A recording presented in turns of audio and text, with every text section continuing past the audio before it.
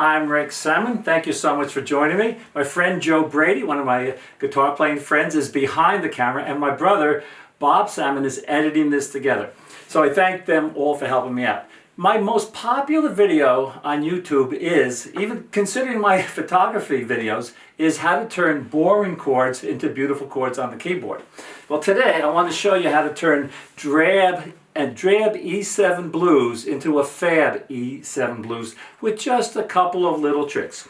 Okay, here's the boring version, the very flat version, very uninspiring version. You know, Miles Davis said, making a mistake is okay, but playing without feeling is not okay. It's unforgivable. So, you know, when you're playing boring chords, boring E7,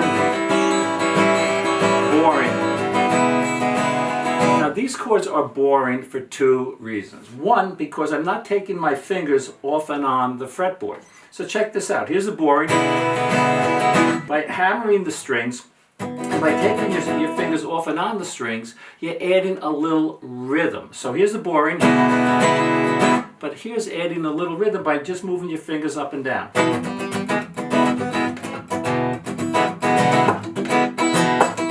Now you notice something else. I'm tapping the top of the guitar with my knuckles, so that adds a little more rhythm.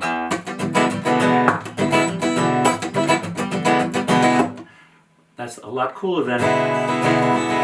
Now, the other thing is, you don't always have to stay on the same chord throughout the 1-4-5 progression, which is E7, A7, and B7. So in other words, boring.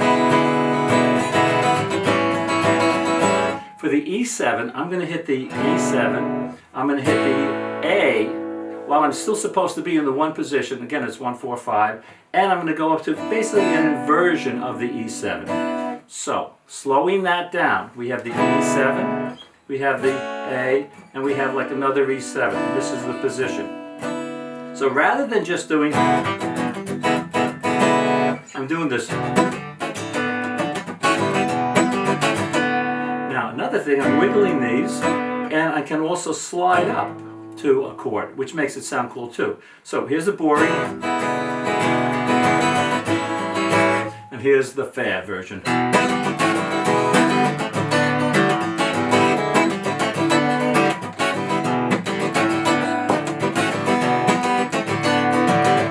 I'm also going to do that same walk up on the A. We did the one, here's the 4.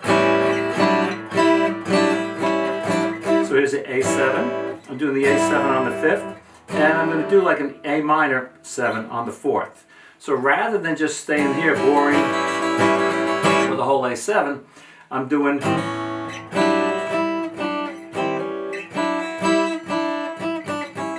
Sounds like whistle while you work. You do it backwards. So anyway, Joe's laughing. So anyway, E7, it sounds pretty cool.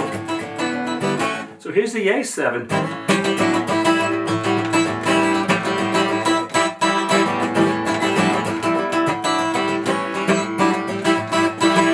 Back to the E7.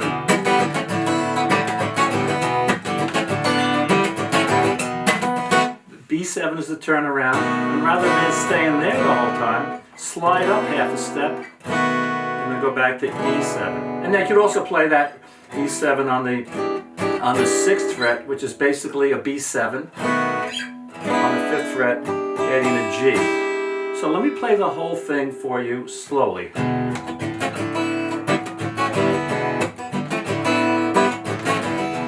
We're on the 1, now on the 4,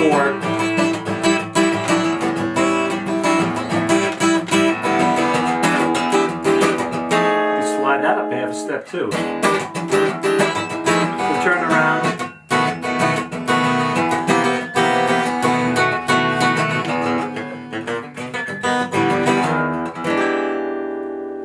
So anyway, that's a quick way how to turn really boring chords into much cooler chords just by adding a little rhythm and by not staying on the same chord for the whole time that you're supposed to be on the 1, 4, and 5. I'm Rick Salmon. I'll catch you later.